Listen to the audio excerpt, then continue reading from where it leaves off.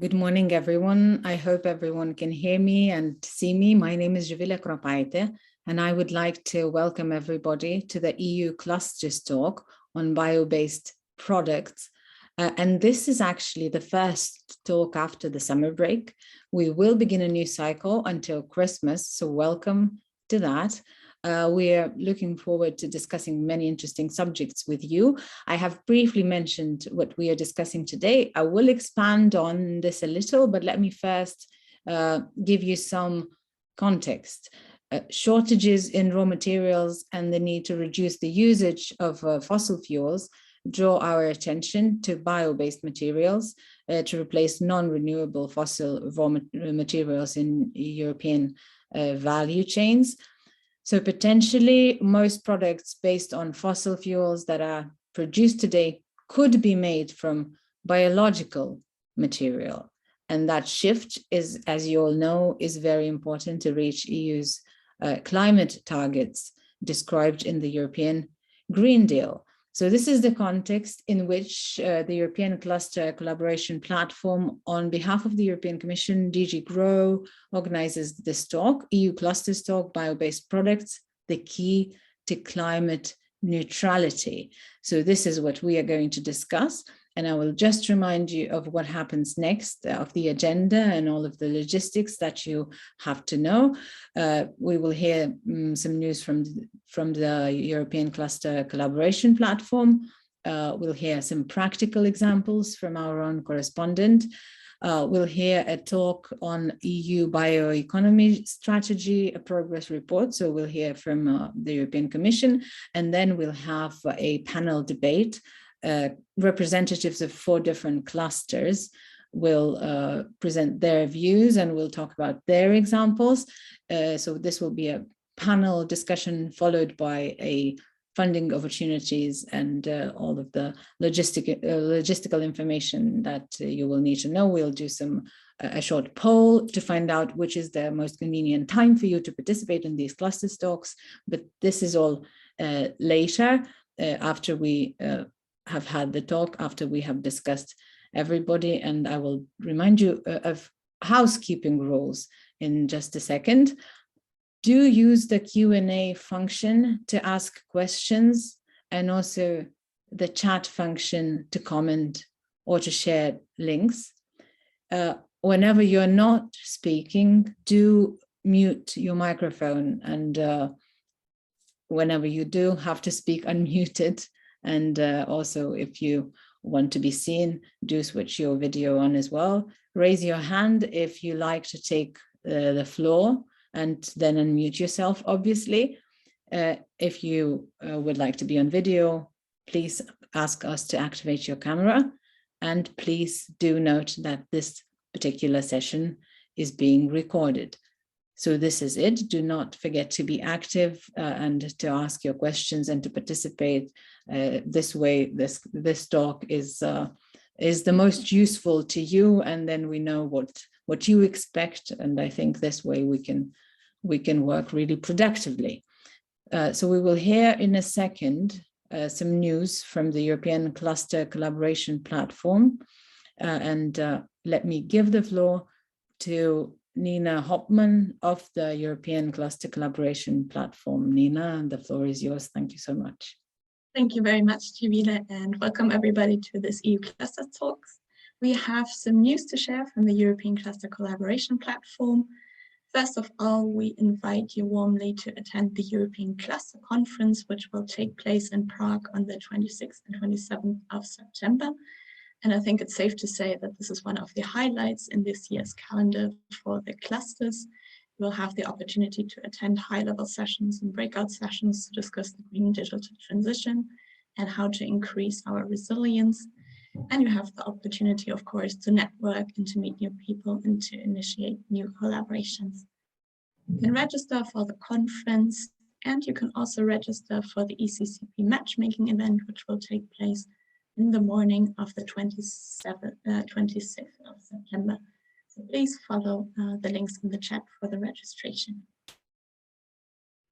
Then we have a call for expression of interest open. This is for venue providers for the first Cluster Booster Academy. so an opportunity for universities and other education institutions or regional agencies, authorities, or even clusters themselves. They could host the Cluster Booster Academy as a 2-day in-person training sessions that could take place at the end of February or early March in 2023. The deadline to apply to host the Cluster Booster Academy is the 16th of September. Or if you're more interested in hosting a Clusters Meet Regions workshop, you can also still apply. The Clusters Meet Regions workshops bring together national and regional clusters and policymakers so that they can share experiences, secure new partnerships, and learn from each other on how to make better use of clusters in our industrial ecosystems. The deadline to apply to host an event this year or next year is the 15th of September.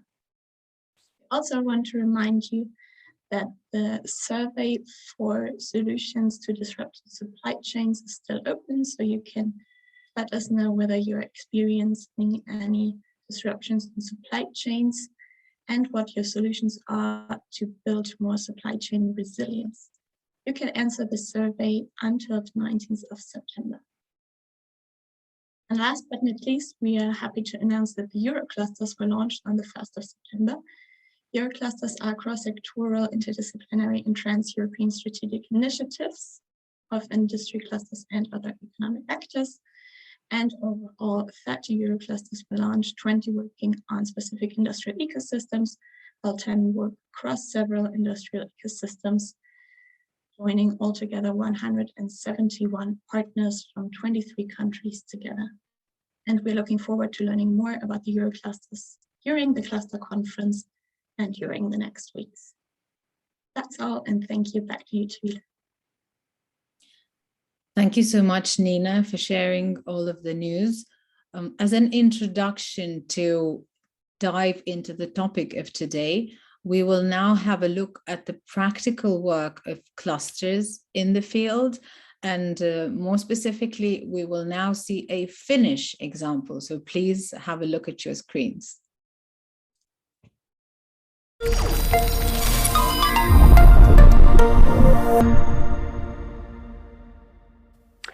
Hi there, and greetings from Bio and Circular Economy Cluster, North-Savo, Finland. Our cluster has been established quite recently during the first quarter of 2022, and we have been funded through the Biosphere project. We are supporting the growth of our member companies by bringing together the best available technology, research, and innovations. Our member companies consist of the multinational firms, fastly growing SMEs, startups, and we are connecting them together with the most vital public organizations. Our cluster is also a member of Super Ecosystem, the Finland's second meta-cluster, which has more than 200 members. Here we are in our greenhouse, where we are innovating solutions for new type of soil improvers and circular fertilizers. These product prototypes are made from side streams of BioCC member companies.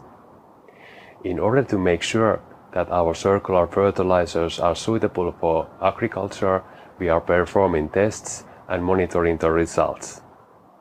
We also want to ensure that our circular solutions are equally good as traditional mineral fertilizers. There is a huge potential for scale up this technology internationally. Savonia University of Applied Science is also a partner in the HOOP project. This project is funded through the European Horizon 2020 program. This project is coordinated by Setemna. It has 23 partners from 10 different countries. In HOOP, we are aiming for creating new sustainable jobs and new investments in the lighthouse city areas by boosting the use of urban biowaste and wastewater sludge. BioCC is also researching sustainable solutions to produce biohydrogen in our laboratory. We have been running extensive laboratory tests using byproducts of vegetable processing like carrots, cabbage, and onions as raw materials. Biohydrogen production with dark fermentation is based on microbes operating in anaerobic conditions. When the microbes break down organic matter, they produce hydrogen and carbon dioxide. This offers a more sustainable and economical option compared to electrochemical hydrogen production since it requires much less energy. On behalf of Bio and Circular Economy Cluster, I wish you very pleasant cluster talk today, and let us keep in touch for future collaboration. Thank you so much. We have seen a practical example, a Finnish example now. We will hear from more clusters in the debate. Welcome back, everybody. We will hear from other clusters in the panel debate. But before that happens, we will hear a European Commission perspective, which will be presented to us by Marit Newman, who is Senior Expert, Bioeconomy, Chemicals and Cosmetics, Directorate General for Internal Market, Industry, Entrepreneurship and SMEs, that is DG GROW, at the European Commission. After this talk, we will have a panel debate, but for now, Marit, the floor is yours. We are all ears. Thank you so much for joining us. Thank you very much for inviting me to join this cluster talk, and good morning to everybody. I wanted to use this opportunity very briefly, as we are discussing today bio-based materials in different industry sectors, to put this talk in a, let's say, broader political or policy context. So what the EU is doing related to bioeconomy. And I'm very happy to tell you that actually this year, so 2022, we could celebrate a decade of bioeconomy as the very first bioeconomy strategy that was adopted in 2012.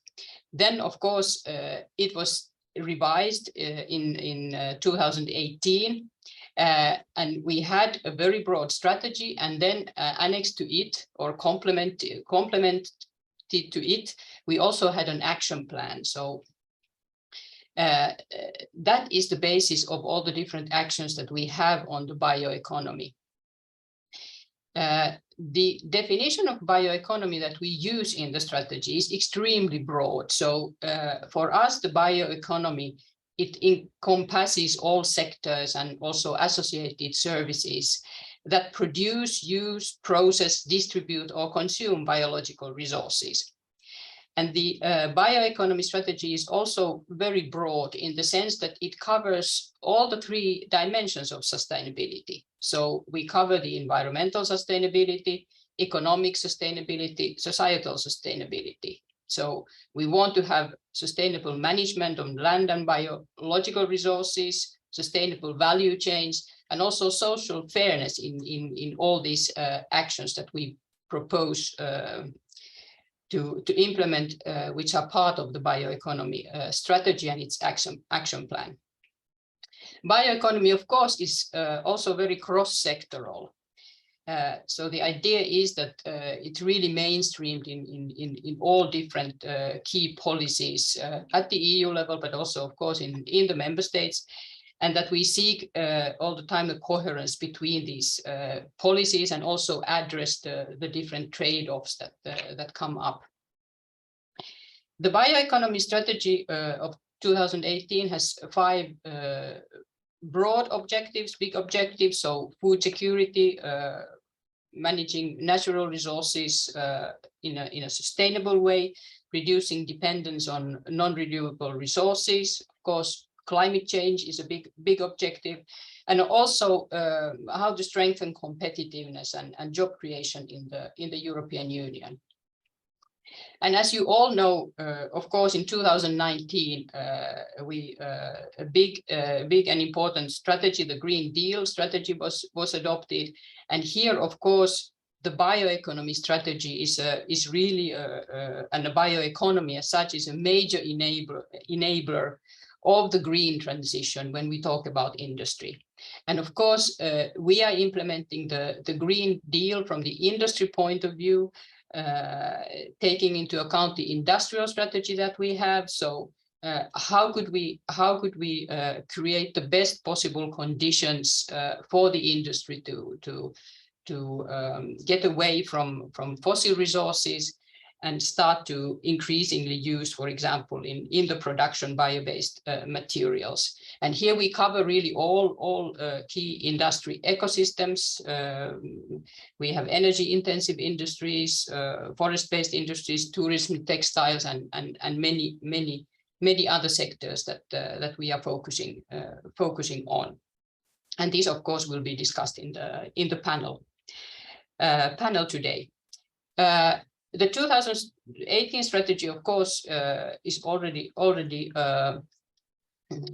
4 years of age. So we published a progress report in June this year, where we kind of assessed how the strategy has been implemented and what has been the success stories, and where we still have some more challenges. And what we can note is that we have made very good progress in developing different types of bio-based solutions through research and innovation. And also we have managed to increase the public and private investments in bioeconomy and in different sectors. And of course, this is very much thanks to a specific structure, joint undertaking, public-private joint undertaking that we have. So the Circular Bio-Based Europe joint undertaking, which has a key role in promoting bioeconomy. We also have now a European Circular Bioeconomy Fund, which is really a specific fund dedicated to financing projects related to bioeconomy. We also have a very good cooperation with member states. There are a number of member states who have a bioeconomy strategy. We also have an increasing number of regions who have set up a bioeconomy strategy. So there is a lot of cooperation, there are a lot of good practices, and also what we try to do from the Commission side is to really promote the exchange of good practices. We also have in the Commission a joint research center, which has created or set up a bioeconomy knowledge center. So we also have the necessary research which is underpinning the different policies and actions that we are undertaking. And we also have, of course, now an increasing understanding of the bioeconomy as a broad policy. Also, an increased understanding of the ecological limits. I mean, what is possible, what is not possible. But of course, here we still need to make progress, and challenges remain. There are, of course, different trade-offs that need to be thought of. For example, how we manage the demands on land, how we manage the demands on biomass. Also, how we manage the demand of skills for the bioeconomy in different levels. So we need new types of people with new types of skills, maybe reskilling. And then, of course, we also need to think about the consumption, sustainable consumption models, how we could promote them within industries. I mean, also with consumers. So this is in a very a compact nutshell on what the broad policy context for bioeconomy is at the EU level. But of course, interesting to listen to the panel discussion and also the concrete cases, and especially in this very difficult economic and political context. Of course, we have new challenges that also needs to be taken into account, and where also the bioeconomy can of course provide solutions. So thank you very much. Thank you for your presentation. I just want to ask you really briefly, you have said that several countries have set up national strategies. Would you maybe expand a little? Would you name which region is doing best, and then what's the use of countries having separate national strategies? Is that easier to reach Green Deal solutions? Yes, absolutely. So the idea, of course, is that bioeconomy has a very strong national, but in particular regional dimension. So regions can get inspiration from other regions, also of course from national strategies. But the idea is that that we really focus on the strength of different regions. I mean, how they can build up production. There are biorefineries.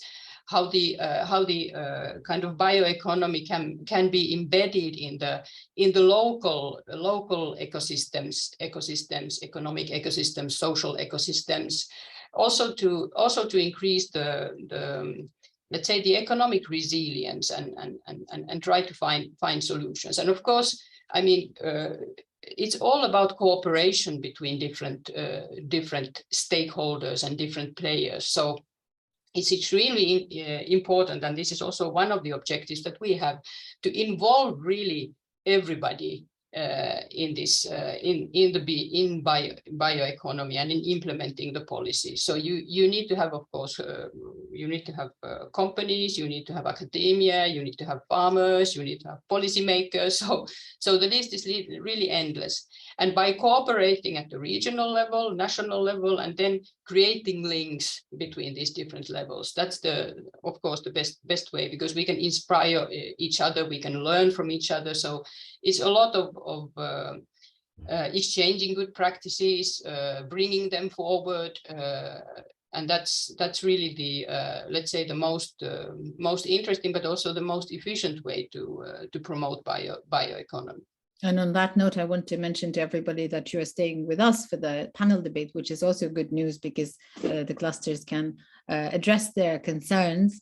Thank you for deciding to stay with us, and we'll now hear from 4 different clusters briefly. In the beginning, each of them will have a minute to present their cluster, and then we will discuss issues that are of great concern to all of you.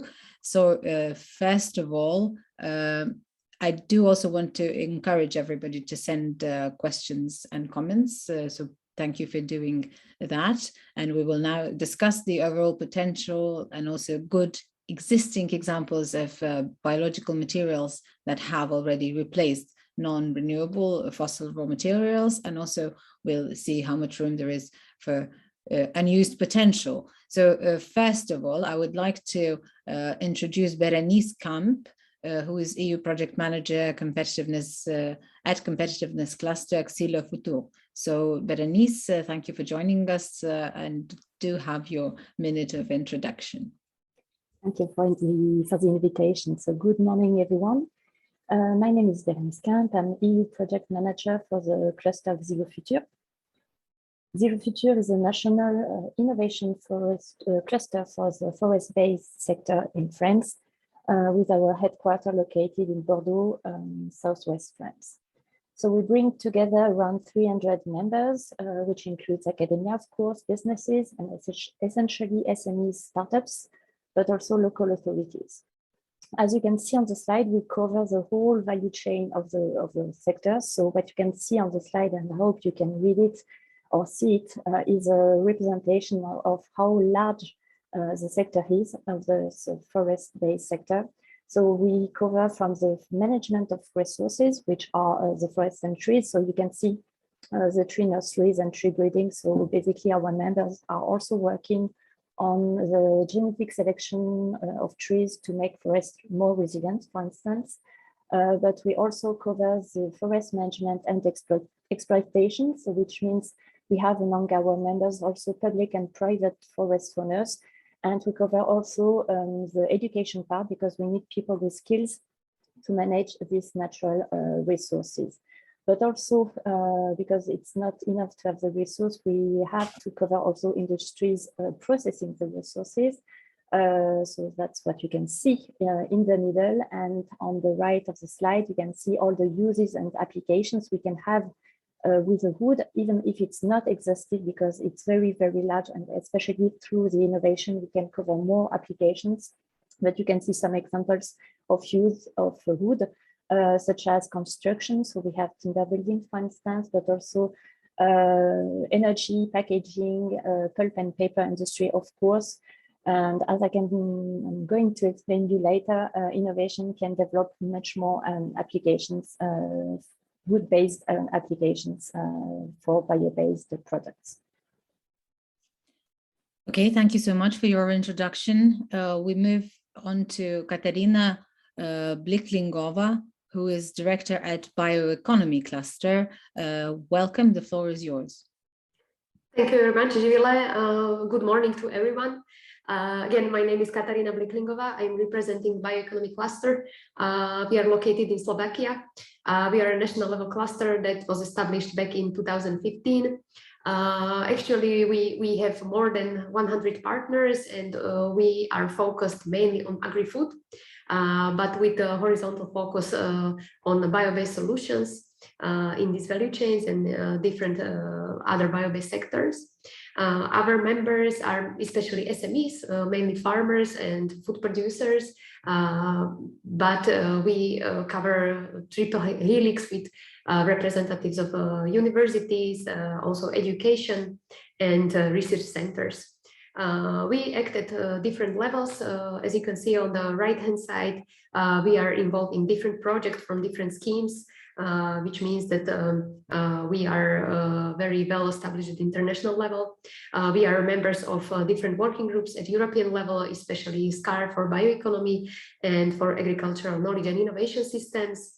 At macro regional level, we quite deal with European Union strategy for the Danube region, and we are involved in different Interreg projects from Danube program and also Central Europe program, and we are also part of several priority area working groups.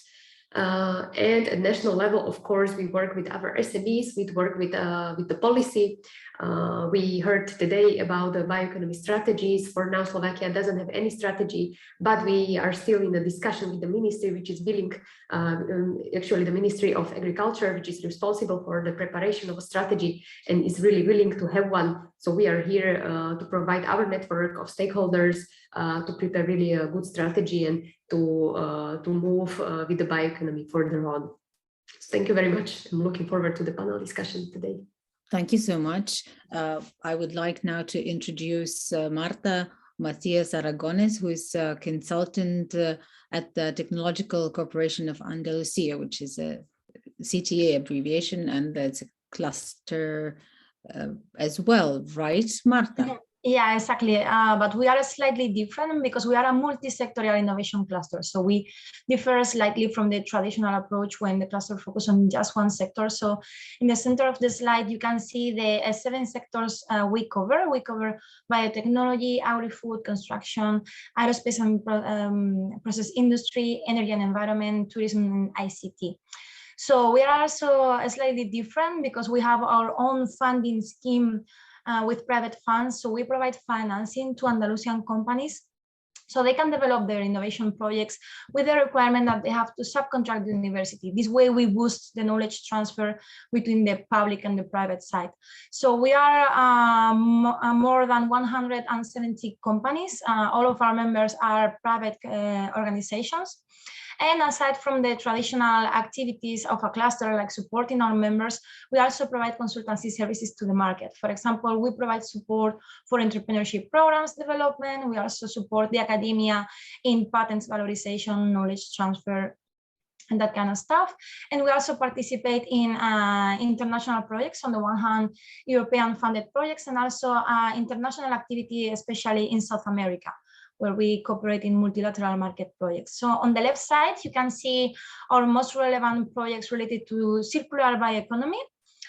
You can see that there is a lot of different approaches. We have supported and worked in sustainability for side streams valorization schemes.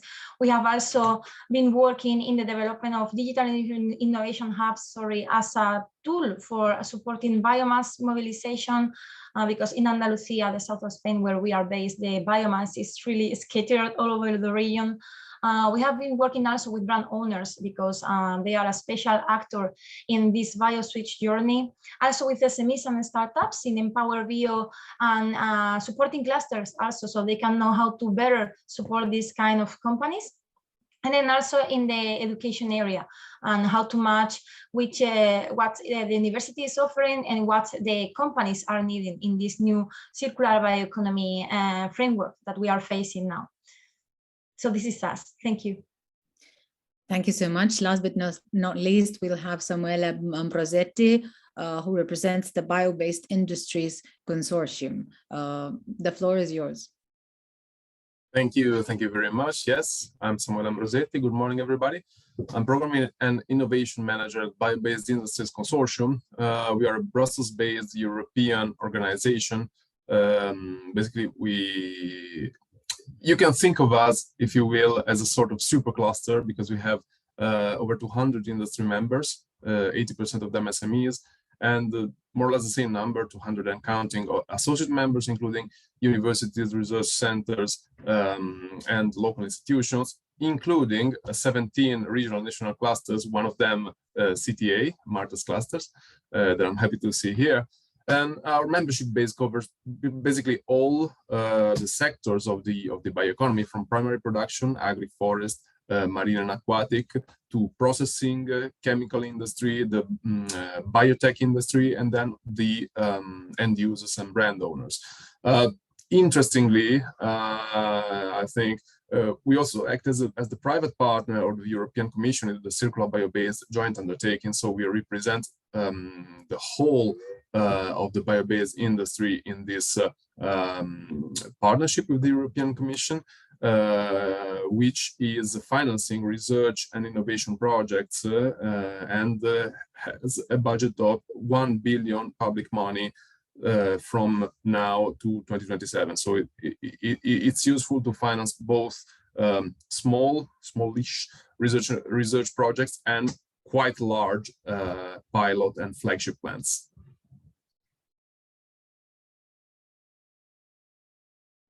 That was it, right?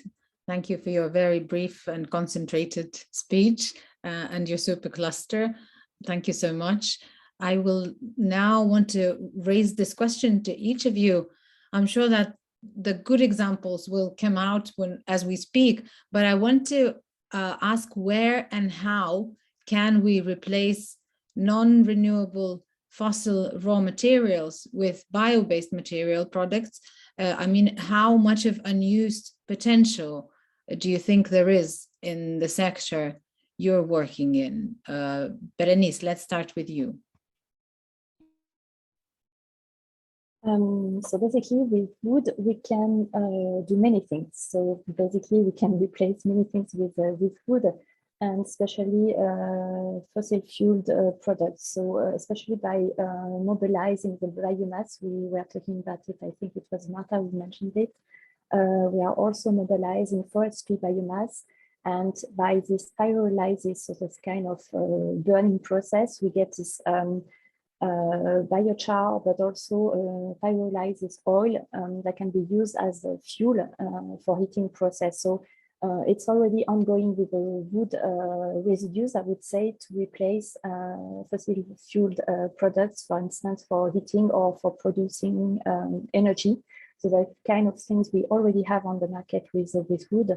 And also something we have among our members, biofertilizer, especially in the time of restoration of forests. It can be really also very important to replace such chemical fertilizers through bio-based fertilizers. So that's the kind of things we already have in the forest-based sector. But what is missing to implement those very things that you have mentioned, for example, fertilizers and also more energy production from woods? That, I would say maybe the most obvious thing would be to keep having investments because we need funding to do research and to develop innovation projects. So it's something maybe obvious, but it's important to say it again, and especially maybe to make a focus maybe in specific calls for wood, because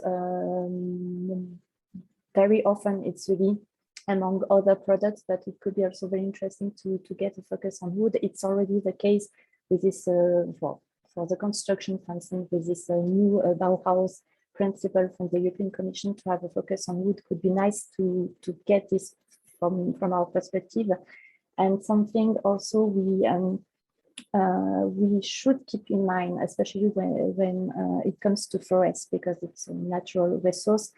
We need also to keep a balance between exploitation of this resource to produce bio-based products based on wood, but also keep protected forests as well. So it's something to keep in mind when we deal with bio-based products based on wood, to keep this balance between protection and exploitation. It's also maybe a challenge for our sector, I would say. You're mute. Sorry, thank you so much. You have mentioned also in your introduction that you need people with skills. Is there a skills shortage as well? In the past few years, it has been very difficult to recruit people in our sector. So it's an issue for sure. So our members are working on this.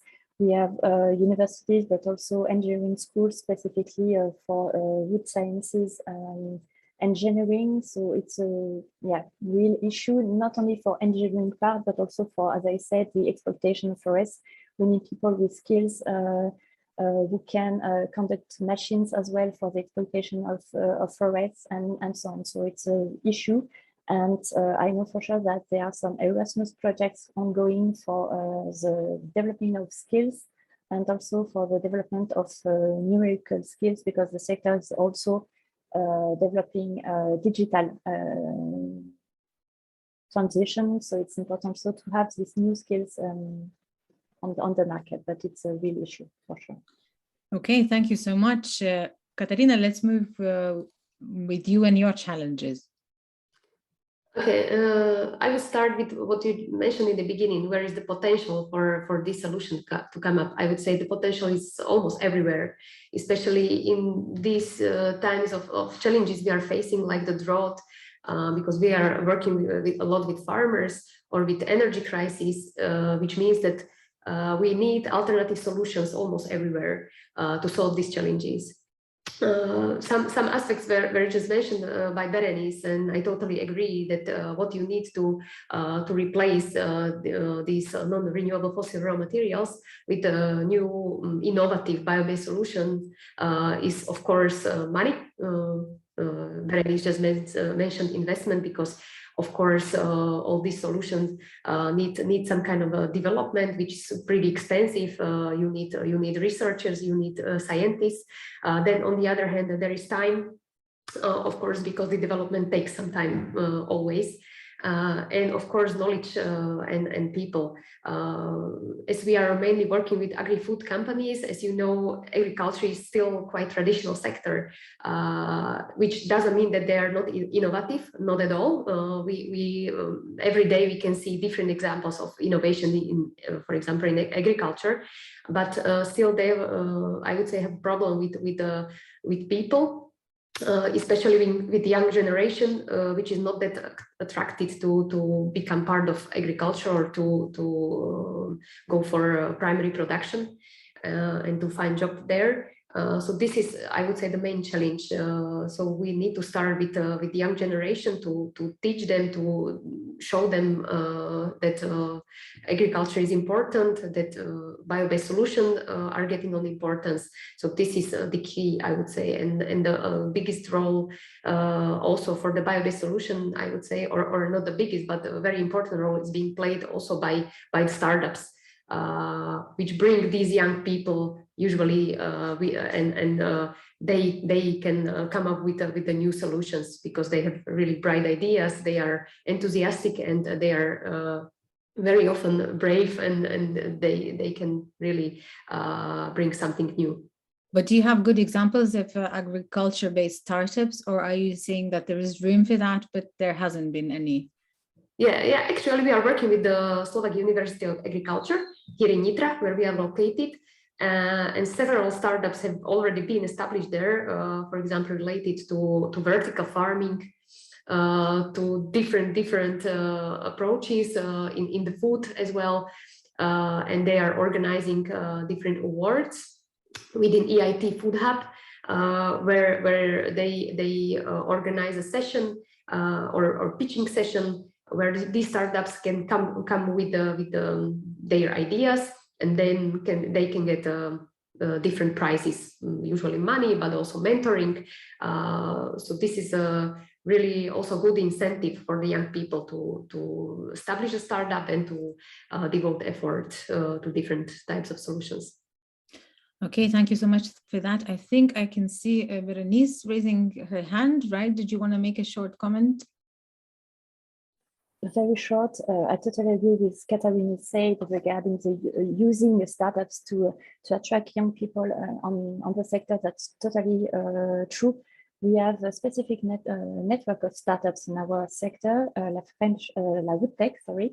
And we use this network actually to make our sector more attractive, especially the forest-based sector may be perceived as very old-fashioned with very traditional ways of working, which is true some part, but not only. And that's a great way actually to use startups to attract people and see how very false maybe conceptions are on our sectors and how attractive the jobs can be, and especially with this objectives of creating green jobs. And the forest-based sector is really the place to be for this kind of jobs.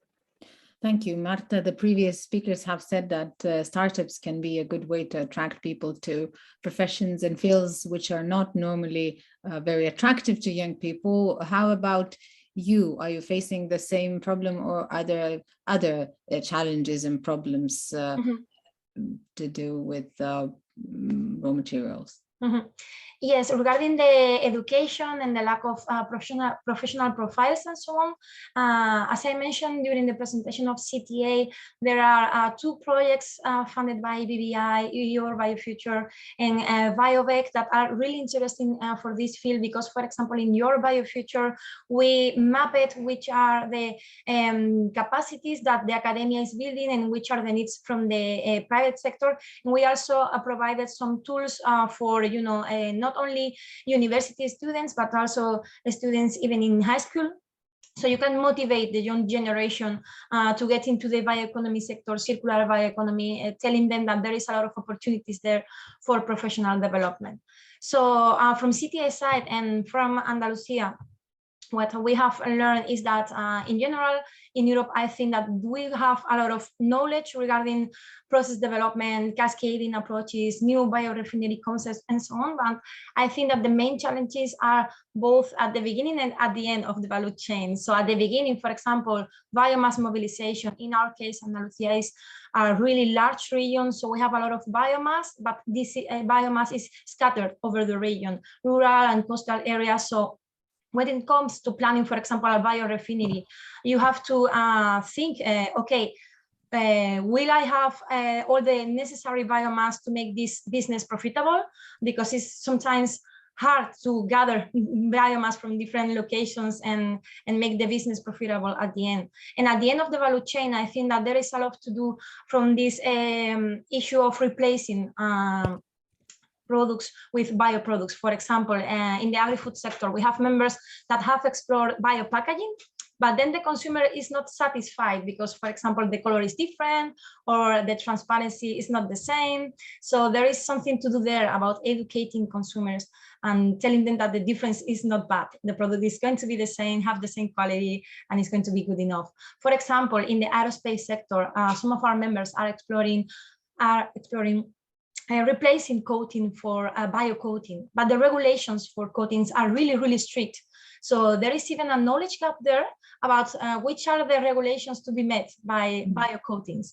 So I think that these are like the extremes, no, for the value chain that we have to keep working there. Would you also still give a good example where we already have bio-based solutions. Would you maybe name something, whether it's a startup or something else, some good example that you would want to share? For example, in construction, we have some members from the construction area that are now, sorry, using isolating panels that come from biomass. So there is a opportunity there for replacing. It's giving nice results, but still there is a lot to do. I think that in awareness creation for consumers and also retailers and the end part of the value chain, let's say. Okay, thank you so much. Let's move on to Samuele and also ask for two things, actually, a good existing example and where do you think there is room for potential? Well, let's say, I would start from the second question. Room for potential is everywhere. That's for sure. Maybe some fields can be prioritized. I can think about, for instance, one big issue we have in this moment across all sectors is with the definition of waste. Because if we want to use biomass waste to say produce a new, for instance, consumer product, in many places in Europe, we are not allowed to do it because once something is labeled as a waste, it becomes impossible to use. Then you can try some workarounds, just labeling something as a residue, but local legislations also vary very much. For instance, practical example from Italy, my home country, some kinds of agricultural or livestock wastes are considered a residue and then can be used if they stay within the farm gates. But the moment they exit the farm gates, they become a special waste that needs to be disposed at a cost. So, and it's the same product, okay? But its status varies depending on where you have the processing. So this is a big hurdle, which is really unnecessary. So one thing that we need is some performance and evidence-based standards. Also because, let's say, most of the legislation we have in place was made before the bioeconomy actually became a big thing. And so it's not, let's say, always reflecting the current state of play. So this is a big issue, actually. Okay, just as a little promo, if you like, spot. We have a call out there in this moment, ending September 22nd under CBE, Circular Bio-Based Europe. There's a CSA which is dealing exactly with this, mapping the existing standards and proposing monitoring KPIs for bio-based products and their, okay, on one side climate performance and on the other side technical, let's say, performance. So there is room for improvement there. And as big Bio-Based Industries Consortium and as CBE in our cooperation with the European Commission, we are trying to establish programs, technical research and innovation, but also non-technical coordination and support actions to fill those gaps. And in terms of a good example? Well, there are many good examples, chiefly from BBI projects, the Bio-Based Industries Europe, which was the predecessor of the current Circular Bio-Based Europe initiative, but also from, let's say, you know, business as usual, I would say, operation from our members, because not everything that is innovative comes from a research and innovation project. It can come from internal development, of course. Well, I can briefly speak about a couple of them.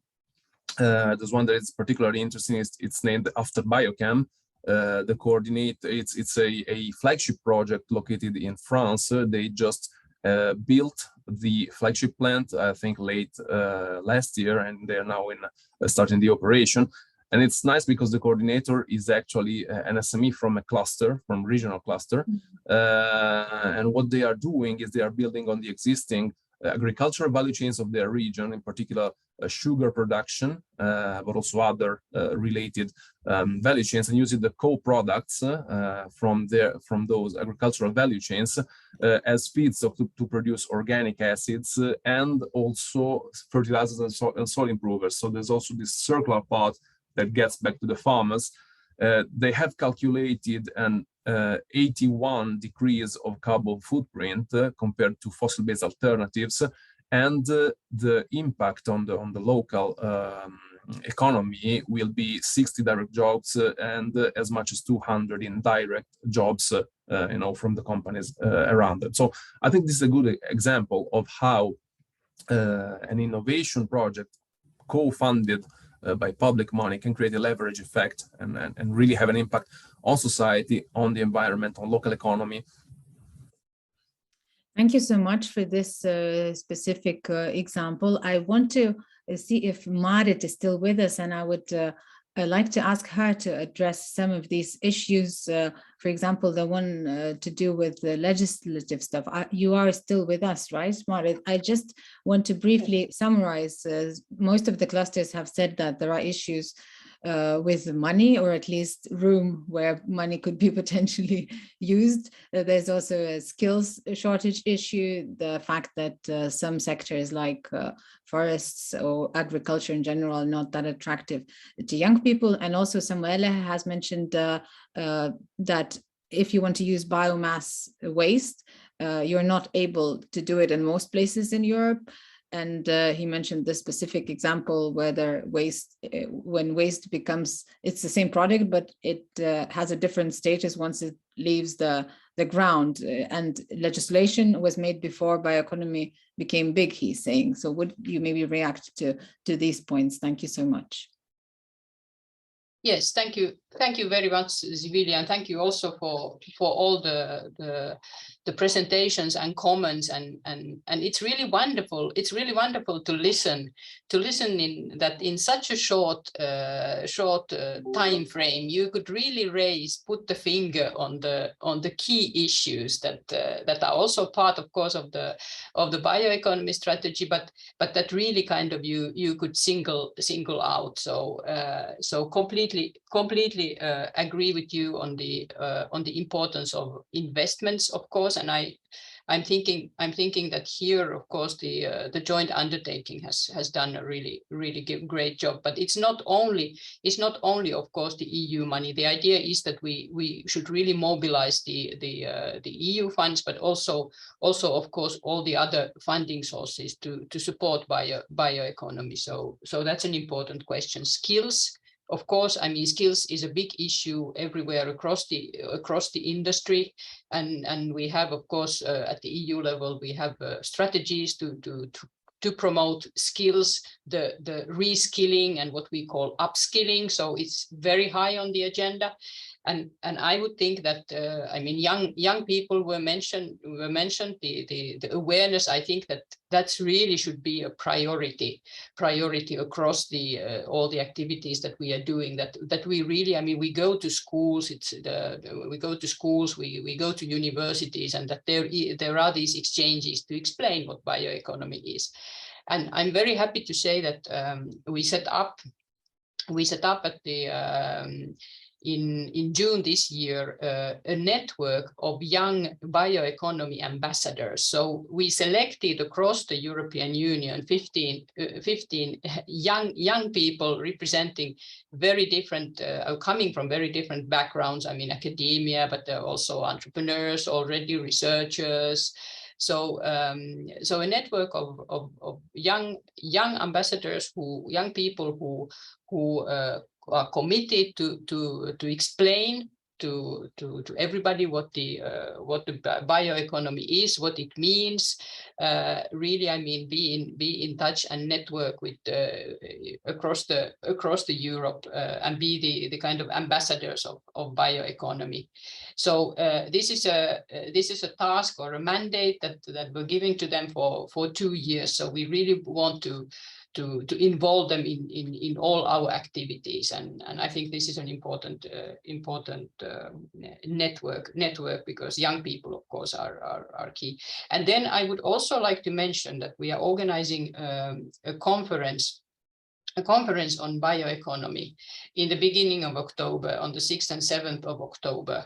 It will be a physical conference, but also hybrid, so you have the possibility to follow it online. So please do, because it has a very, very rich program.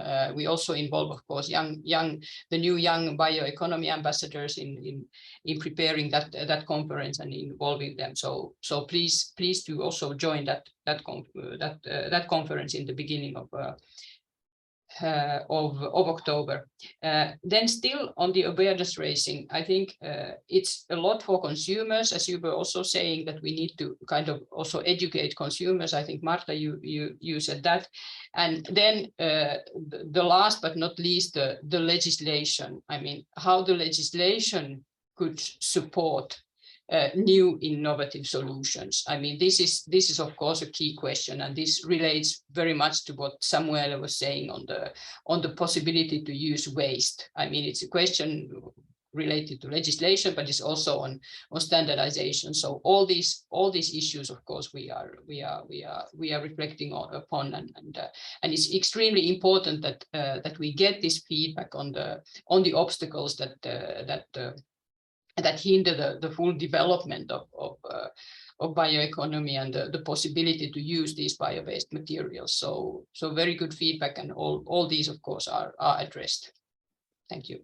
Thank you very much. And we know that you will have to go in a minute. So thank you for joining the discussion, and thank you for your talk, and thank you for hearing everybody and being also so grateful for everybody raising the questions. And as you said, that legislative issues are really important, but other issues that we have discussed are crucial too. So thank you so much, Marit. I would like now. Thank you very much. Thank you, everybody, to reflect on the question related to circular economy. How does the use of bio-based materials foster circular economy? Would you maybe share your thoughts based on the examples and industry you're working with? Let's start with you, Berenice, again.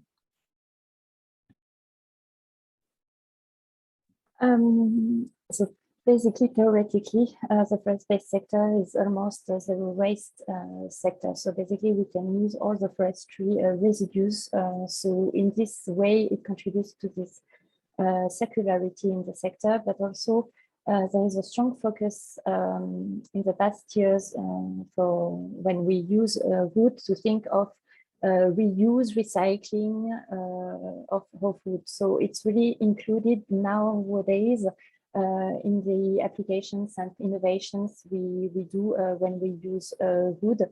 It includes also timber construction, when you disconstruct some building to reuse some wood. So that's the kind of thinking we have this eco-conception thinking already when our members are working on such innovation. So it's almost as I can't say mandatory, but it's already included in the way of thinking for most of our members working in this forest-based sector, I would say. I also would like to encourage all the participants actually to raise their hands and to comment live. Some of you are commenting, sharing their examples. If there are other issues and obstacles, as Marit phrased, that you want to share, please do. We still have a little bit of time. We have extended the discussion by 15 minutes. So if you have any concerns that you want to share, you can either write in the chat, or you can also raise your hand. We'll gladly take them. And the same circular economy related question now goes to Katarina. Thank you so much. Yeah, thank you very much. We know that these two concepts, like circular and bioeconomy, could be different. If you just look into, for example, construction sector, and you have a lot of concrete and steel that could be recycled, but it has nothing to do with the bioeconomy. But then, of course, you can there is this intersection. Whereby you can, for example, substitute carbon-intensive products like plastics, concrete, whatever, for lower carbon alternatives. And of course, all the renewable biological sources, like, for example, those coming from the forest, are still circular by nature.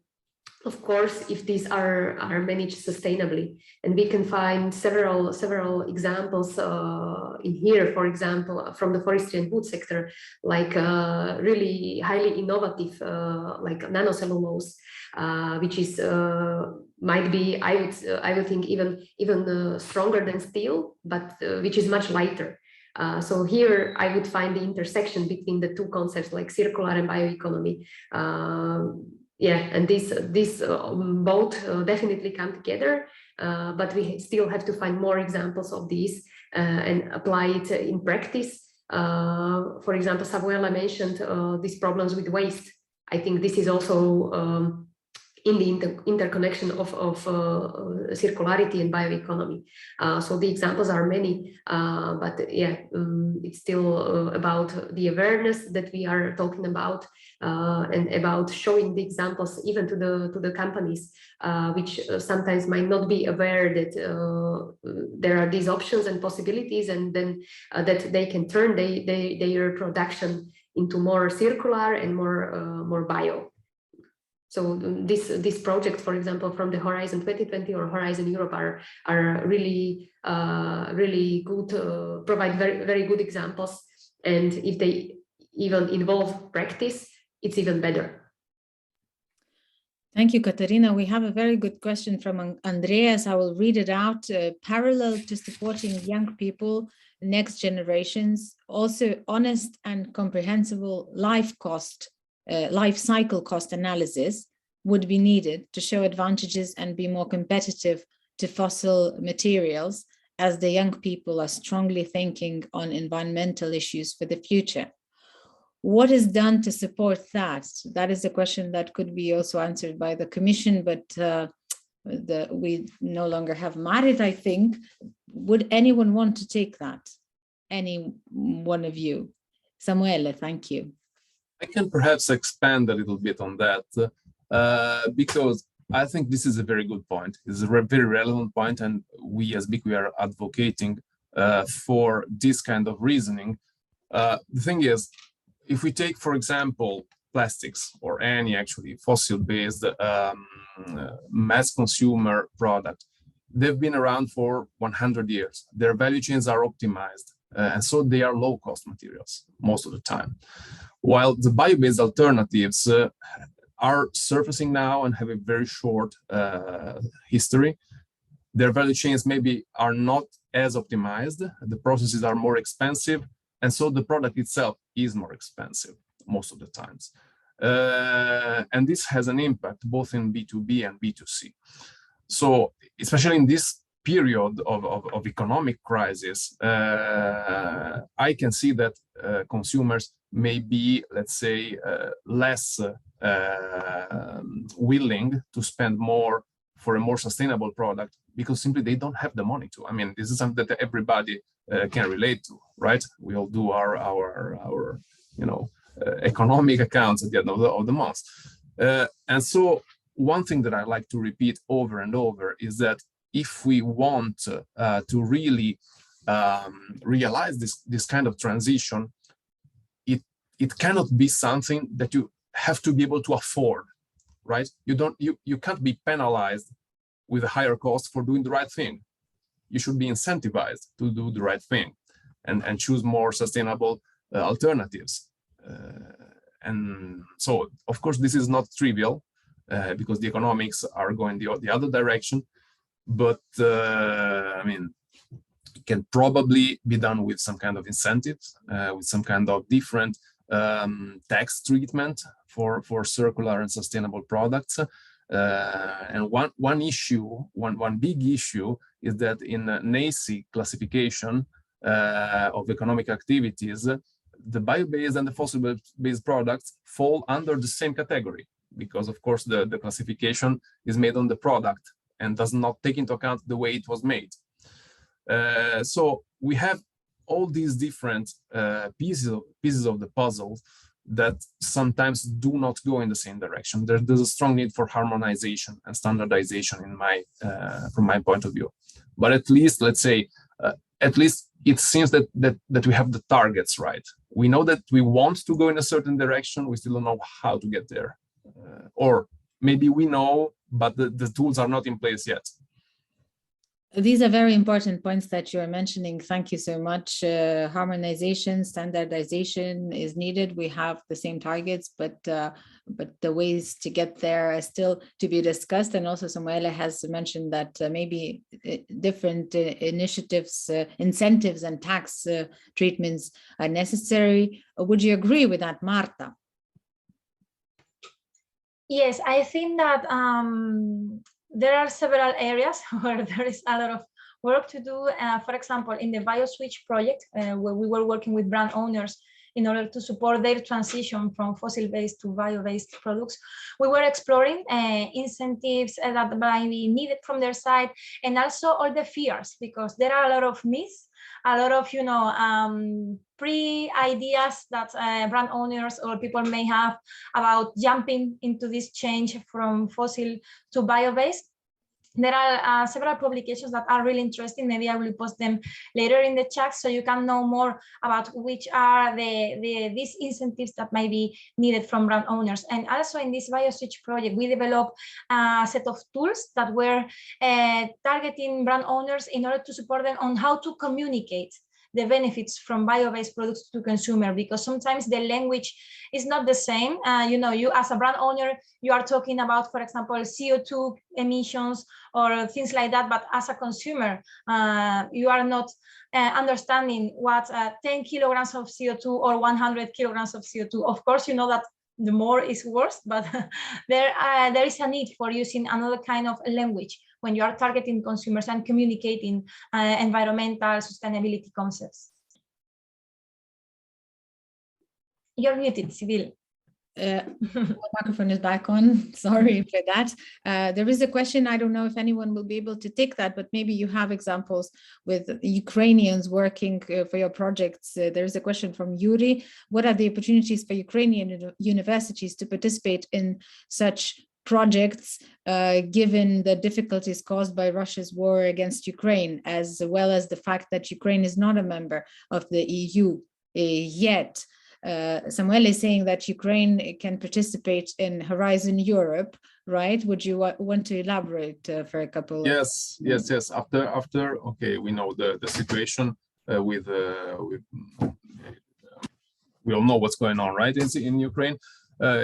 Europe has taken a stance and has made it easier for Ukrainian entities, not just universities, but everybody, to participate also in research and innovation programs in under Horizon Europe. Actually, Ukrainian entities already were able, since 2015, I think, to participate in Horizon Europe as an associate country. But now there are a few instruments in place, and I posted the link in the chat. Okay, but it was only for the panelists. Sorry, I'll post it to everybody. It's a European Commission page with all those sort of links that Ukrainian entities can follow. Okay, thank you so much. This is very important what you have mentioned, and I think that our time is running up. We have raised several really important issues, and I really want to thank all of the clusters for your contribution and for joining us here today. We look forward to other talks in which we can share experiences. We have seen that there is, as everybody mentioned, when I asked about the potential, some of the speakers have said the potential is everywhere. So on that note, we have to continue doing our work and remember that there is always a room for more. So thank you so much for that. Thank you for joining. Thank you for this debate. And we will move now to the funding opportunities that will be presented by Nina. Thank you very much, Sibylle, and thank you to everyone, for the speakers and for the participants, for this very interesting discussion. I just want at the end of this talk to briefly share some funding opportunities. The CBEJU, the joint undertaking that was mentioned several times, both by Marit and Samuel, has open 12 topics with a total indicative budget of 112 million, with the deadline of the 22nd of September. So still a bit of time to apply. I will not read out all of the 12 topics, but if you follow the link in the chat that we will put there, you can have a closer look at the details. We're talking about innovation actions in 4 different areas. There are also innovation action flagships, and one for the maximum valorization of sustainably sourced bio-based feedstock, and 1 alternative sources for high added value food and of feed ingredients, as well as their research and innovation action for bio-based polymers, coatings, circular by design bio-based materials, proteins, and sustainable fibers, biorefineries, feedstock. And there's a coordination and support action open to apply for developing and validating monitoring systems. And I also want to mention this open call for best international practices for scaling up sustainable biofuels. Proposals will aim at fostering international cooperation to develop best practices and concepts along the entire value chain for accelerating the scale-up of sustainable biofuels worldwide. This is a call that is open until the 10th of January 2023, a call under the Horizon Europe Framework Program with the topic ID. You have it here on the screen, and also the link in the chat. It is published on the Funding and Tenders portal. And we would like to highlight the open call for technical assistance that is open, provided by the Covenant of Companies for Climate and Energy. This technical assistance can be in auditing businesses' energy uses, defining and implementing science-based targets for emissions reduction, and identifying technologies, as well as methods, financing mechanisms. The call is open to companies, groups of companies, or authorities or other actors from Croatia, Finland, Italy, the Netherlands, and Poland. And you can apply until the 30th of September. You find more information on the technical assistance on the European Cluster Collaboration Platform. And for the final remarks, Jivile, back over to you. Thank you so much. We have a couple of more things that we want to do, and I just want to remind everybody that there is a feedback survey for the EU cluster talks that is open. Please do feel free to fill out the survey and also give your suggestions for the next talks. Give us feedback on the talks. The link is in the chat, on topics, what you wish more to be discussed, and so on and so forth. So please do fill that out. That is really important to us. And there is one more survey that a poll actually, that we will ask you to do. And that's, as I mentioned in the beginning, related to when you would like to attend cluster talks. There are a few options. The screen should have appeared on your screen. The window should have appeared on your screen, and which weekdays would be your preferred option to attend the EU cluster talks. That's a multiple choice question. Do feel free to choose more than one if more days are convenient. If you don't really care which day, you can just choose them all, or you can choose Wednesdays like today, whatever you prefer, and also what time, whether it should be starting at 8:30 or 9 or 10 or 12 or 1. Again, if you have availability at more times, do choose all of them, and we will know when would be the most convenient time for you to have these talks. We would like to make a quick poll for your feedback now, and then we will take the results into consideration. So we're giving you some time to decide, and do choose which days are the most convenient. Click submit, and then we'll see the results in just a minute. When would you like to attend the cluster talks? Please do participate in that. That is really, really important to us. So whenever I have the results, I will share them briefly with you, and you will be able to know whether this is the good time, the one we have chosen now, or whether we have to reconsider something. So whenever that slide appears, I will be able to comment. For now, I'm just asking everybody to fill that out. One question is about a weekday, and another question is about starting time. Has everybody answered? Thank you so much for participating. Can we consider the poll done? Has everybody more or less answered, or do we still need to give them a second or two? I do not see any results yet, so I will again ask everybody to fill that out.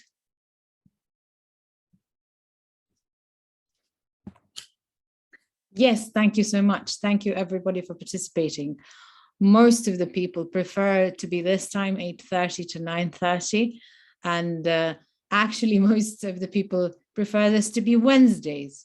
So today is Wednesday and we started it at 8:30, so probably that means that we're doing everything well, but we'll see. We'll take your count and your results into consideration. Thank you very, very much for participating, and let's hear when the next talks are. It's on the 21st of September, Civil Defense and Space, Challenges and Innovation in Critical Technologies.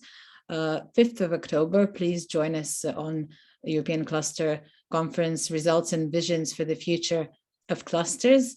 And then the 19th of October, Ukrainian business integration into the EU single market. Do register for the next EU Clusters talks. The link is in the chat. And do not forget to register on the European Cluster Collaboration platform, clustercollaboration.eu.